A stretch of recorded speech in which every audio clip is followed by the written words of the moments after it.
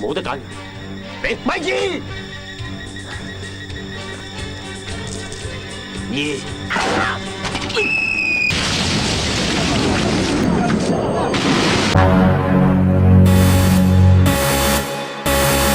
！Halo warga sipil, kembali lagi di Trengginas. Di video kali ini saya akan menceritakan sebuah film berjudul High Risk yang dirilis pada tahun 1995.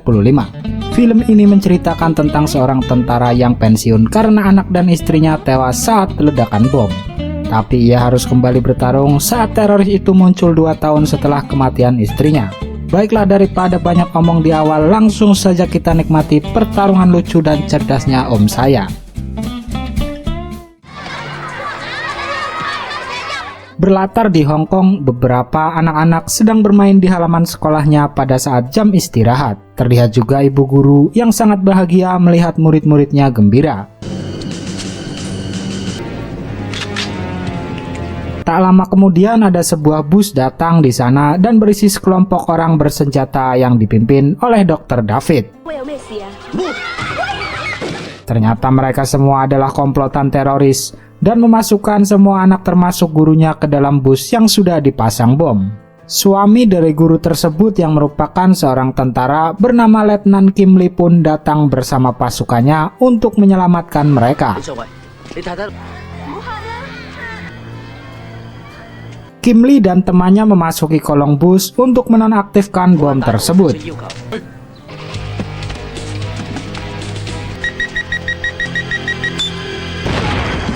Tiba-tiba salah satu rekannya memanggil Kim Lee bahwa sang penjahat ingin berbicara kepadanya, yaitu Dr. David.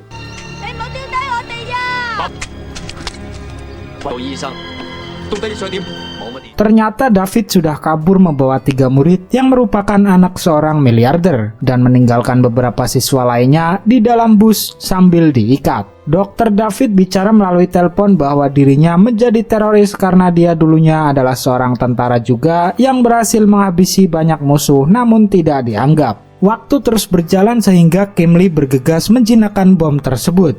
Tiba-tiba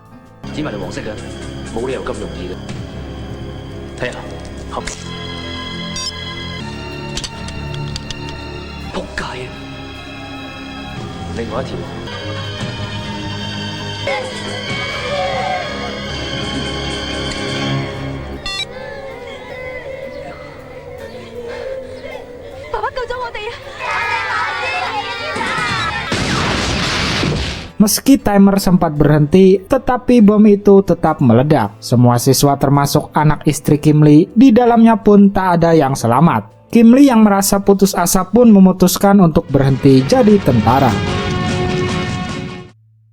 2 tahun berlalu, Kim Lee kembali muncul, namun ia tak menjadi tentara dan sekarang ia menjadi stuntman dari seorang artis bernama Frankie.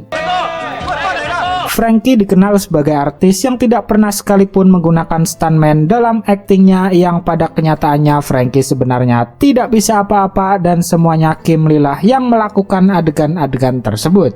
Di sana para fansnya menyuruh Frankie untuk meloncat dari atas gedung, tapi Frankie panik sehingga Kim Lee yang akan melakukan adegan tersebut dan Frankie bertukar posisi dengan Kim Lee saat di bawah nanti sehingga seakan-akan Frankie lah yang melakukannya.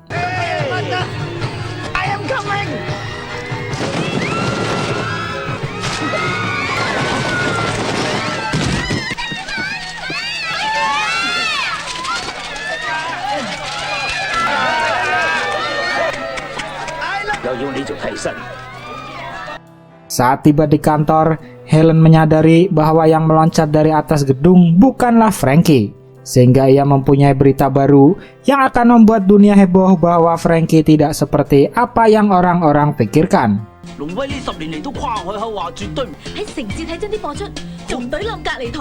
Frankie adalah seorang yang mata keranjang. Saat ia dikelilingi wanita-wanita seksi, dalam pikirannya ia hanya ingin meniduri semua wanita-wanita itu.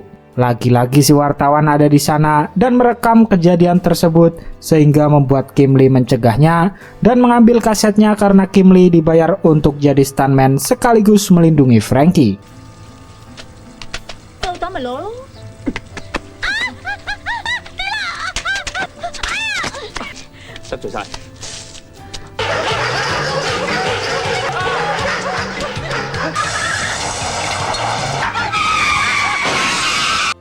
Setelah bersenang-senang dengan banyak wanita, Frankie diajak oleh sutradaranya menghadiri acara pameran perhiasan dan berlian mahal di suatu hotel. Ia hanya diberikan 2 undangan sehingga Frankie hanya mengajak ayahnya tanpa mengajak Kim Lee. Lagi-lagi Frankie bersedia hadir karena si sutradara mengatakan bahwa akan ada banyak cewek cantik di sana.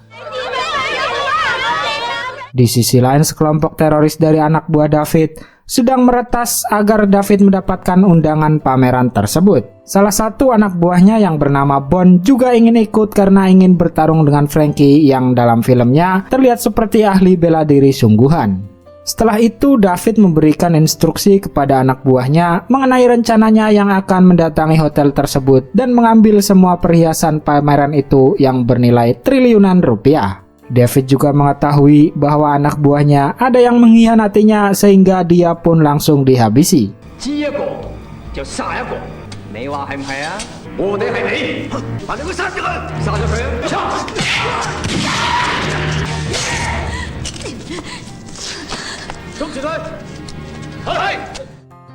Singkat cerita, sehari sebelum acara pameran tersebut, para kru hotel dikumpulkan oleh manajer dan diberi arahan.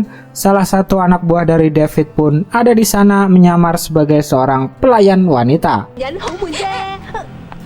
Di sisi lain, Bon juga sedang memantau Frankie karena ia sangat bertarung dengan Frankie. Tapi ia berhasil dicurigai oleh Kim Lee dan benar saja, tiba-tiba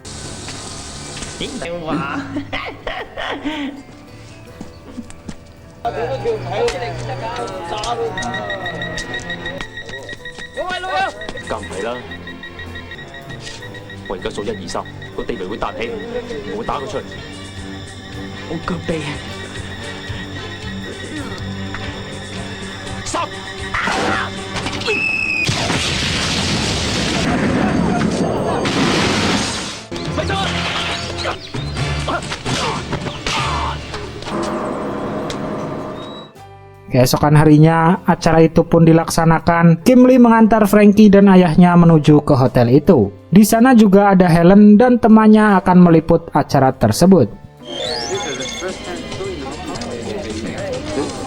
Kim Lee pun meninggalkan tempat itu karena ia tidak mendapatkan undangan. Dalam perjalanan, Kim Lee mendengar kata-kata yang mengingatkannya kepada kejadian pengeboman istri dan anaknya yang diucapkan oleh seseorang di sampingnya. Sehingga Kim Lee pun mengejar mobil tersebut yang ternyata itu adalah David menuju ke acara pameran tersebut.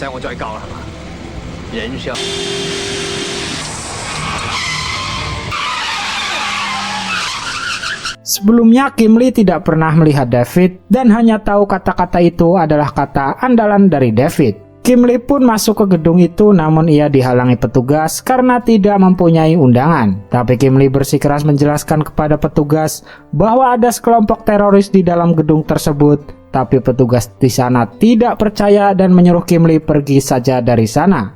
Frankie pun di dalam bermain-main dengan seorang wanita pelayan hotel, si anak buah David. Helen juga diam-diam membawa kamera dan meliput semua kejadian penting dalam acara itu, terutama kepada Frankie, karena dia akan mencari berita kebenaran tentang Frankie. Emas dan berlian pun sudah ditampilkan dan para orang kaya sedang melihat pameran berlian itu. Di sisi lain dari belakang gedung, puluhan anak buah David berusaha masuk ke gedung tersebut secara rapi karena mereka sudah terampil dalam melakukan hal tersebut.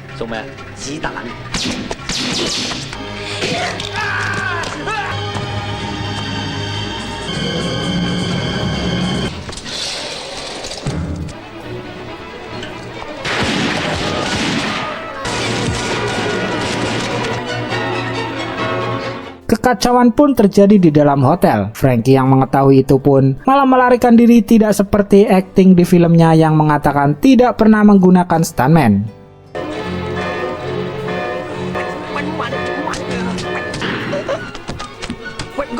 Ia pun bertemu dengan pelayan suruhan David, tapi Frankie tidak mengetahui siapa wanita itu.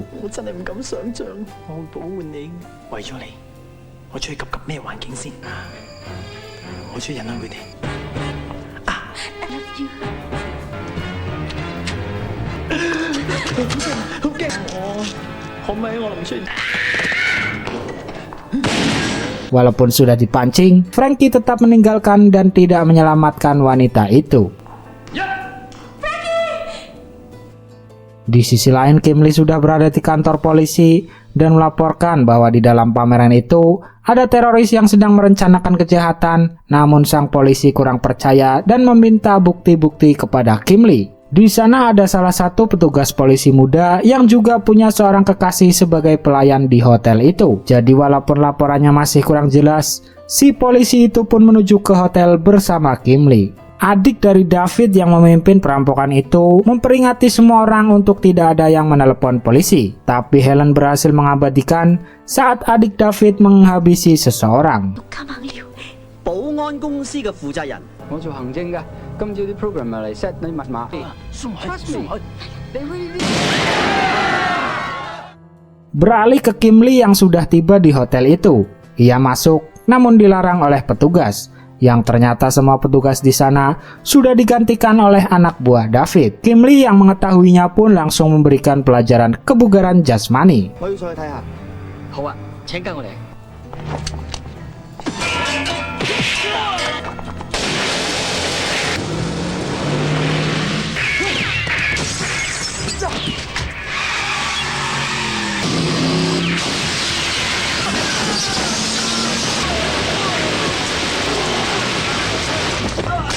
真係唔錯喎，多謝多謝。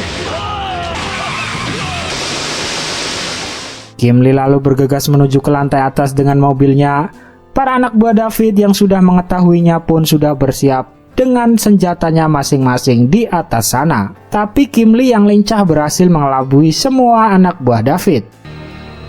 好㗎，係啊，得啦，我同啲大佬傾掂數㗎啦。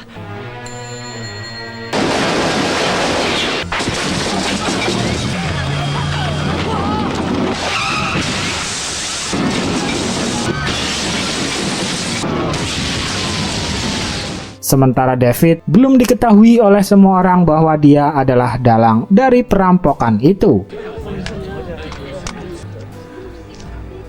Pacar polisi muda kemudian berterima kasih kepada David karena menganggap David adalah pahlawan di situ. David kemudian menjawab dengan kalimat andalannya, yaitu seorang pria harus mengandalkan dirinya sendiri. Disitulah Kim Lee mengetahui bahwa David adalah bagian dari kelompok tersebut. Tiba-tiba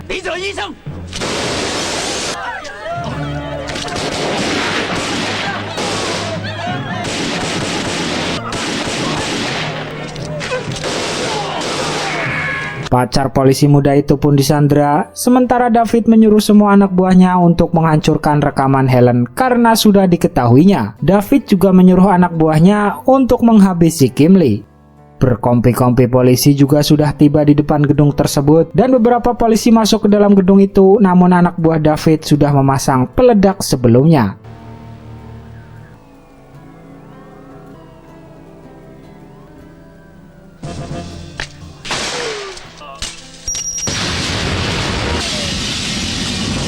Helen yang terus dikejar pun menyembunyikan kaset rekaman itu di bawah meja. Kemudian ia berlari menuju ke toilet dan menyamar sebagai lukisan di sana.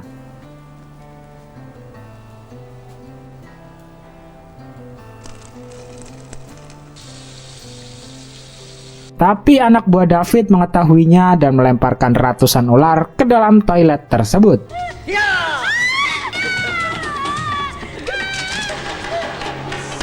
Tepat waktu, Kim Lee pun menolong Helen meski ia sempat tergigit ular.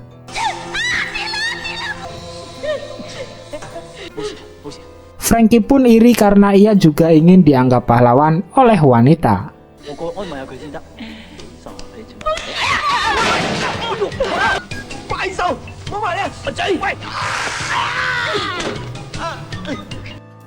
Helen yang sempat tergigit ular pun pingsan, tapi Kim Lee berjanji akan menyelamatkan Helen karena ia teringat pada anak dan istrinya. Kim Lee kemudian menyuruh Frankie dan ayahnya untuk berpisah sementara Kim Lee akan membawa Helen ke sebuah klinik di hotel itu. Komandan polisi yang menangani kasus itu berkomunikasi dengan David dan David meminta helikopter di atas gedung yang apabila tidak dituruti, maka David akan melempar satu persatu sandera dari atas gedung tersebut. Polisi pun bingung dan merasa tidak bisa memenuhi permintaan David. Sementara Frankie berhasil diketahui oleh salah satu anak buah David dan kita saksikan bersama pertarungan mereka.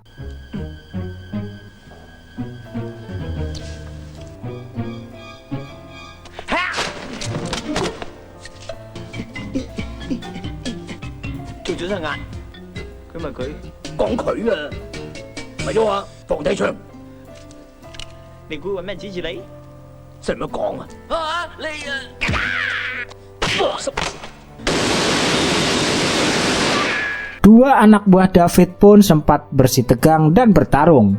Yang wanita itu adalah pelayan gadungan suruhan David. Frankie yang tidak tahu pun menolong wanita itu, tapi Frankie yang tolol tidak tahu bahwa wanita itu adalah bagian dari teroris. Justru ayah Frankie lah yang lebih cerdas.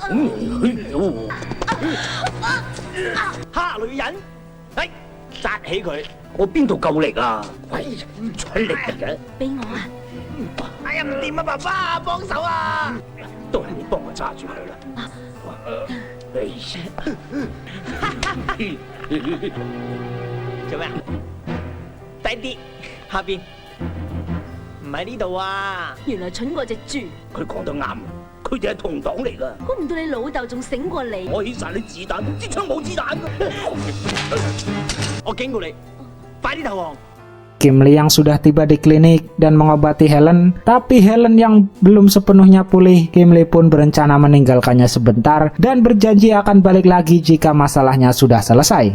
Di sana sepertinya Helen mulai tertarik dengan Kim Lee, begitu juga dengan Kim Lee. Kim Lee lalu bergegas untuk mencari rekaman kaset yang disembunyikan oleh Helen, tapi tiba-tiba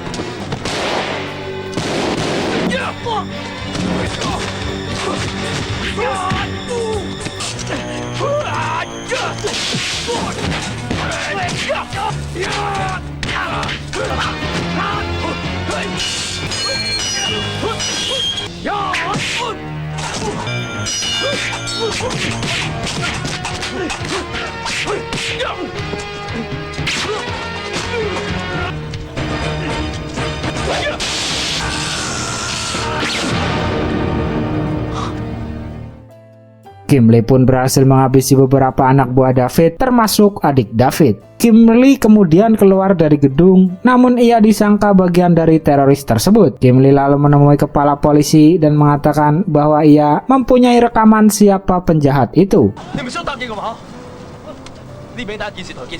David yang sudah berhasil mengantongi berlian-berlian itu pun menghubungi polisi kembali untuk segera mendatangkan helikopter untuknya. Kim Lee yang mendengar hal itu merencanakan naik kembali ke atas untuk menyelamatkan para sandera di sana. Kepala polisi awalnya tidak mengizinkan Kim Lee naik kembali, tapi karena Kim Lee mempunyai alasan yang kuat dan bersedia menyerahkan diri setelah kejadian itu, akhirnya polisi pun melepaskan Kim Lee menggunakan helikopter untuk menuju ke atas gedung. Helen yang berhasil diketahui oleh anak buah David, tapi ia menggunakan segenap kemampuannya untuk mengalahkannya.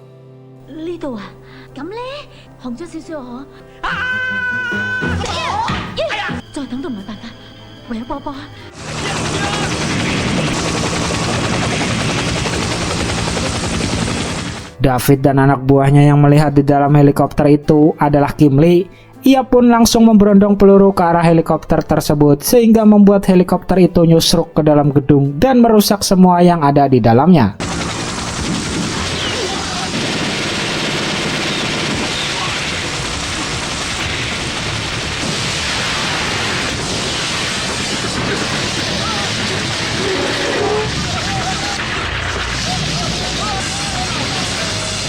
Kim Lee pun bergegas mencari Helen yang kini disergap oleh David. Ternyata di tubuh Helen sudah dipasang bom, sehingga Kim Lee pun melemparkan pisau dan sempat mengenai lengan David.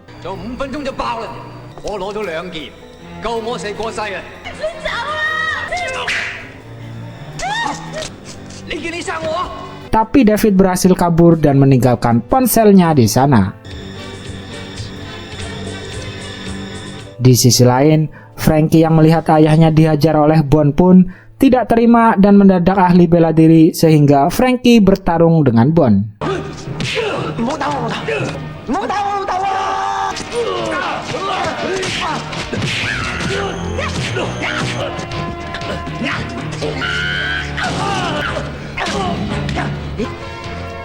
你啊！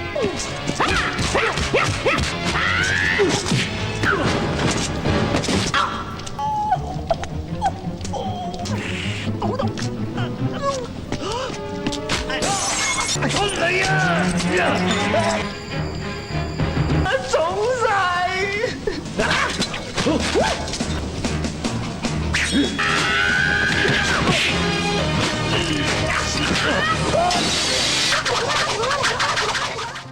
！Kim Lee yang sempat gagal menjinakkan bom 2 tahun lalu, ia pun lebih berhati-hati menjinakkan bom yang berada di tubuh Helen. Ternyata David sangat canggih dalam meracik bom itu, tapi kelemahan itu berhasil ditemukan oleh Kim Lee.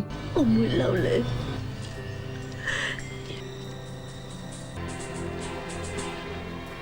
條有個頭髮嘅金屬線。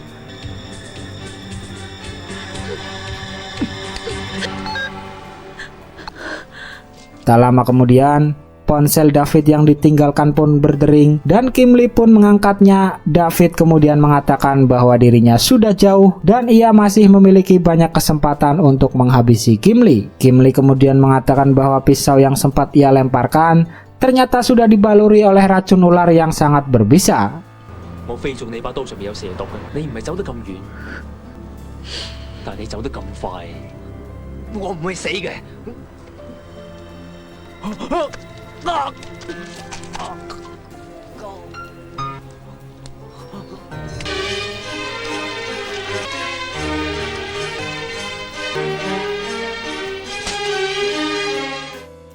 Setelah semua anak buah David berhasil dilumpuhkan oleh polisi, Frankie, ayahnya, Helen, Kim Lee, dan polisi muda beserta kekasihnya pun selamat. Frankie pun sudah dihadang oleh beberapa wartawan dan dianggap sebagai pahlawan. 龍威，大家仲可以憑住主音龍威嘅出㗎。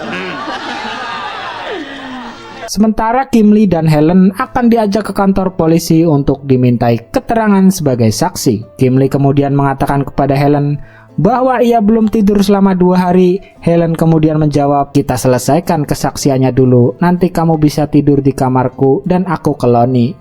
我張床好舒服㗎。望咩？四白風爆你大鑊啦！開車！